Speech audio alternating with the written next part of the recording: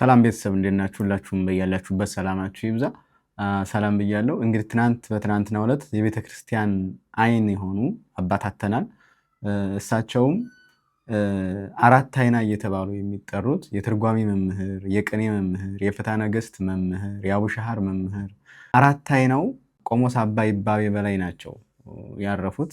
እነኚህን አባት እኔ በግሌ አውቃቸዋለሁ። በሄጄ ከገዳማቸው ነበረ በጉዞ ምክንያት። በቤተ ክርስቲያን ክብር ወደኋላ የማይሉ የማይደራደሩ ሰዎችን የማይፈሩ ፊት ለፊት የሚናገሩ የሚጋፈጡ ናቸው። ለህይወታቸው ደንታ የሌላቸው እውነቱን ተናግረው የሚመጣውን የሚቀበሉ ትልቅ አባት ናቸው። በተለይ ለቤተ ክርስቲያን በጣም የሚያስፈልጉ አባት ናቸው። ታሪክን የሚያቆዩ እውነትን የሚመሰክሩ ትልቅ አባት ናቸው። እንደው ለዚህ ማሳያ የሆናችሁ ዘንድ ይችን ቪዲዮ መጀመሪያ ይዋት። መጀመሪያ አንቀጽ ላይ ቤተክርስቲያኒቱ ላይ ቤተክርስቲያኒቱ ምን ክብር እንዳላት ይናገራል። ሁለተኛው አንቀጽ ምን ይቀበላቸው መጽሐፎች፣ ሶስተኛው አንቀጽ ስለ ጥምቀት ይናገራል። አራተኛው ስለ ኤጲስቆጶሳት፣ ስለ ጳጳሳት፣ ስለ ያለው ነገር ሁሉ ይናገራል።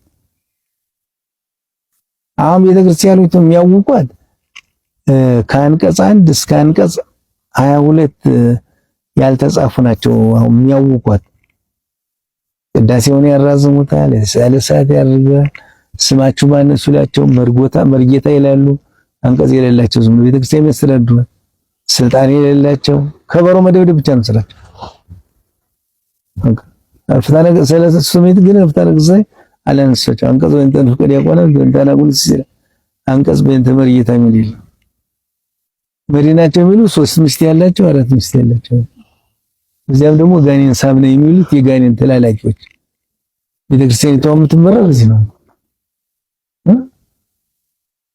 እንጂ በመጽሐፉ መምህር የምትመራ ቢሆን በሕጉ የቅዱስ ያሬድ ልጆች ቢኖሩ ቅዱስ ያሬድ ድንግል ልጆቹ ግን ድንግል አይደለም።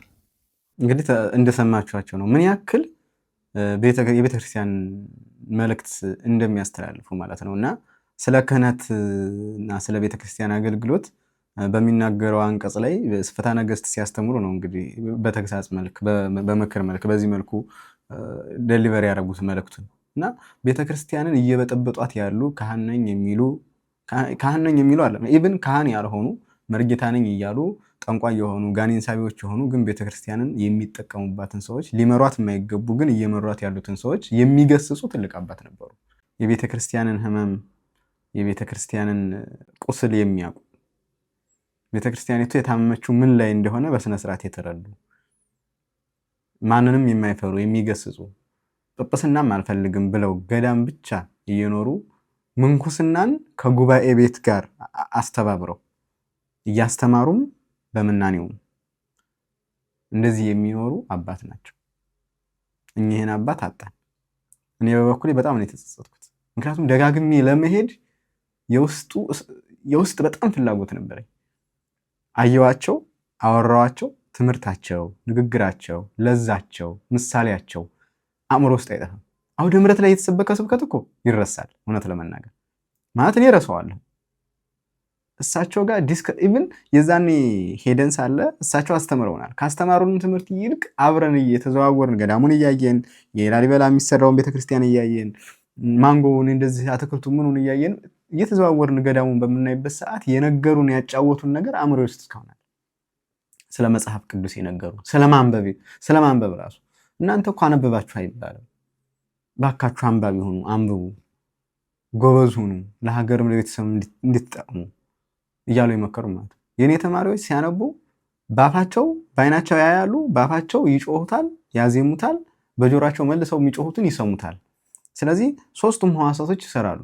አይን ያያል፣ ጆሮ ይሰማል ሲጮሁ፣ አፍ ደግሞ ይናገራል። ስለዚህ አይጠፋቸውም፣ ተዋህዷቸው ነው የሚኖረው ትምህርቱ። እናንተ ግን ዝንጎዎች ናችሁ። ስታጠኑ እንደዚህ አድርጉ ብለው እንዴት ማንበብ እንዳለብን ሁላ ተናግረዋል። ዓለም ተረባርባ መጽሐፍ ቅዱስን ብታጠፋውና ብትበርዘው ገዳም ውስጥ ግን አለች ይሉኝ ነበር። በቃል የተጠና ነው መጽሐፍ ቅዱስ እኮ በገዳም በቃል የተጠና ነው። በጸሎት መልክ በዜማ መልክ አለ። እናንተ በዓለም ያላችሁ ሰዎች ብታጠፉት እንኳን የእግዚአብሔር ቃል ሕያው ሆኖ ይኖራል በገዳማውያን ዘንድ እና ምንም አትልፉ። መጽሐፍ ቅዱስ ተበረዘ ብትሉ ንጹህ ምንጭ ወደዚህ ወደ አባቶቻችሁ ገዳም አለ እያሉ ገዳምን እንድንሄድ እንድንማር ከእውነተኛ አባቶች መማር እንዳለብን ሁላ ሲናገሩ ነበር። ኃጢአተኛ ለሆን ነው፣ ለወደቅ ነው፣ ክፉዎች ለሆን ነው ለኛ ይብላኝልን እንጂ ደጋጎቹንስ እግዚአብሔር አምላክ እየመረጠ እየወሰዳቸው ነው። ከሰሞኑም አንድ ደግ አባት ድንገት እንደተለዩን ሰምቼ በጣም ስናዝን ነው የሰነበትኩት። አሁንም ቢሆን ደግሞ የኔታ አረፉ ሲባል በጣም እየፈራው ነው ማለት እየደነገጥኩ ነው። በቃ ሁሉም እየተመረጡ ሄዱ። ከኮቪድ ጀምሮ ጥሩ አባቶችን እያጣን ነው። እውነት ለመናገር በየሰዓቱ እነ የኔታ ደጉ ዓለም ካሳን አጣን፣ እነ የኔታ ጥበቡን አጣን። ብዙ አባቶች አሁን ያልጠቀስኳቸው ብዙ አባቶችን አጣንና እግዚአብሔር ምን አስቦ ነው እኛን ያልነሱ ሊተወን ሊጨክንብ እንላለሁኝ። አንዳንዴ ይፈራለሁ። አባታችን አባ ገብረ ኪዳን የእሳቸውን እረፍት የኔታን እረፍት ሲሰሙ ያሉትን ላሰማችሁ። ስንዴውን እየሸከፈ ነው። ባለፈው ጳጉሜን ወር እንዲያው ሱባኤ ባይባልም እንደ ነገሩ ገዳም ተቀምጬ ሳለ 5ቷ ቀን ስትፈጸም ድንገት አንድ ታላቅ መምህር እንዳረፉ ሰማሁ። የኔታ መጋቢ ምስጢር ተሾመ በጎንደር ሐመረ ኖህ ሰለስቱ ምዕት ቤተክርስቲያን የመጻሕፍተ መነኮሳት ምስክር መምህር ናቸው። ያን ጊዜ ራሳቸው የኔታ ከ5 ዓመት በፊት ሌላ ትልቅ ሰው ሲያርፍ የተናገሩትን ቃል አስታውሼ ቀጣዩን አንቀጽ ጻፍኩ። ቢሆንም ከለቅሷቸው ባልገኝም አልቅሼ ጽፌ ተውኩት እንጂ አደባባይ አላወጣሁትም ነበር። ዛሬ ግን ሌላው አይናማ ሊቅ ሲጨመር አቅም ቢያንሰኝ አወጣሁት። ስንዴውን እየሸከፈ ነው። ጌታ ራሱን ከመሰለበት ምሳሌዎች ንጹሕ ዘር በሚዘራ ገበሬ ነው። እርሻውም ይህ ዓለም፣ ዘሩም ወንጌል ነው። እንክርዳድም ክፋት፣ ዘሪውም ዲያብሎስ ነው። እንክርዳዱም የሚዘራው ሰዎቹ ሲተኙ ነው። ሰዎቹ ያላቸው ታላላቅ የእግዚአብሔር ሰዎች ናቸው። ማንቀላፋታቸው እረፍታቸው ሲሆን ሰዎቹ ሲተኙ እንክርዳድ መዘራቱ፣ ታላላቆቹ ሲያርፉ በዲያብሎስና ግብረ አበሮቹ አዳዲስ እንክርዳድ ስርዓት ይዘራልና አብረውም እስከ መከር ይቆያሉ። መከሩ የዚህ ዓለም ማለቅ ሆኖ አጫጆቹም መላእክት ናቸው። ያን ጊዜ ንጉሥ ስንዴውን ከእንክርዳዱ የሚያበጥርበት የማያሳስስ ስልጣን የተባለ ነፋስ አለው። እንክርዳዱን በእሳት አቃጥሎ ስንዴውን በመንግስተ ሰማያት ጎተራ ይሰበስባል ነበር የተማርነው የማቴዎስ ወንጌል ምዕራፍ 13 ከቁጥር 39 እስከ 42። የሥጋ ዓይን ሳይኖራቸው በነፍሳቸው የሚያዩት የኔታ መጋቢ ምስጢር ተሾመ ደግሞ አሁንም ስንዴውን እየሸከፈ ነው አሉ። በ2013 ዓ.ም መጽሐፈ መነኮሳትን ከእሳቸው እያሄድኩ ሳለ ወንበር እንዳበቃ አንድ ትልቅ ሰው እንዳረፉ ሰማን። የኔታም ካዘኑ በኋላ አይ እግዚአብሔር እኮ እንክርዳዱን ለማቃጠል ስንዴውን አስቀድሞ እየሸከፈ ነው አሉ። ምን ማለት ነው የኔታ ስላቸው፣ ሰው ከፍቷል፣ አልመለስ ብሏል። ስለዚህ ወዳጆቹን አስቀድሞ ሸካክፎ በመከራ እሳት ሊገርፈን ይመስለኛል አሉ። ያን ጊዜም ጦርነት ውስጥ ነበር። አሁንም እንደዚያው የመከራውን እሳት እየገረፈን አለን። በጊዜው ተጨንቄ አሁንም የሚሆነውን ሁሉ እያሰብኳቸው ሳለ እንዳረፉ ሰማው። የኔታ አሁን ደግሞ አንዱን ምርጥ ስንዴውን እርስዎን ወሰደ። እርስዎ ከሌሉ የታሪክ እንክርዳድ ሲዘራ ማን ያቃናል? በመጣን ቁጥር የማይዘጋ ቤት የማን አለ? ለትንሽ ለትልቁ የማይሰለች አንደበት ወዴት አለ?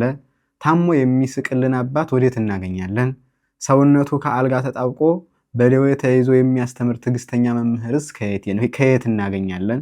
የኔታ ሩቅ ሆኜ የጠፋህ የሚሉኝ፣ የኔታ በቀለም የወለዱኝ አባቴ፣ የኔታ ጎንደር 4 ዓመት ስቀመጥ በደነዘዘ ቁጥር መጥቼ ልጅነቴን የማጫውተውት ወዳጄ፣ የኔታ ስንዴዎቹን እናንተን ሲሸክፍ እኛን በእሳት እንዳያቃጥለን በጸሎቶ ያስቡን። የመጽሐፈ መነኮሳት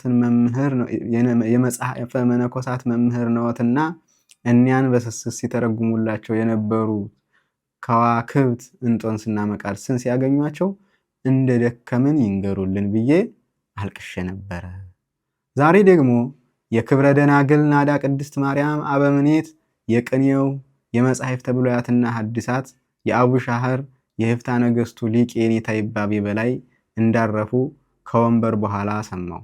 የኔታ ይባቤ ቀርቤ ባላውቃቸውም በአንዲት እናታችን በቅድስት ቤተክርስቲያን ግን አውቃቸዋለሁ። እውነትን ትክ ብለው የሚያይ የነፍስን ዓይን ያላቸው የአድርባይነት ካባ የናቁ ሳይማር መድረክ የያዘውን ፈር የሚያስይዙ በዓታቸውን አጽንተው በገዳማቸው የሚኖሩ መምህር እንደሆኑ ሰምቻለሁ።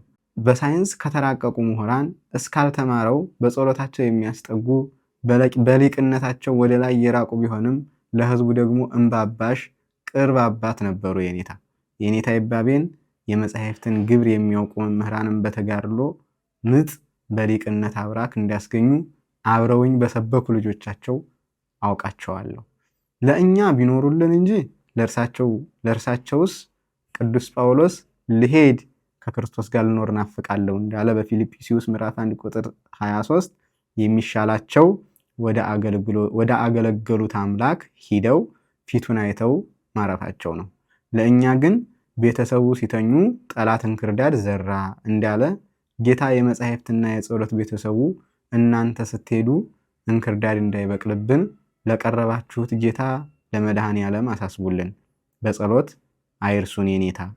ለሁለቱም መምህራን ደቀ መዛሙርት፣ ካህናት፣ ዲያቆናት፣ መነኮሳትና የቅድስት ቤተክርስቲያን ልጆች ማርታና ማርያምን አብሮ አልቅሶ ያጽናና ጌታችን መድኃኒታችን ኢየሱስ ክርስቶስ የልብ ሰላም ይስጥልን። ዓይኔም ልቤም እጀም ይህንን ጻፉ። አባ ገብረ ኪዳን ግርማ የርዕሰ ገዳማት ወአድባራት ጣና ቂርቆስ የአራቱ ጉባኤያት መጻሕፍት ምስክር መምህር ህዳር 22 2018 ዓመተ ምህረት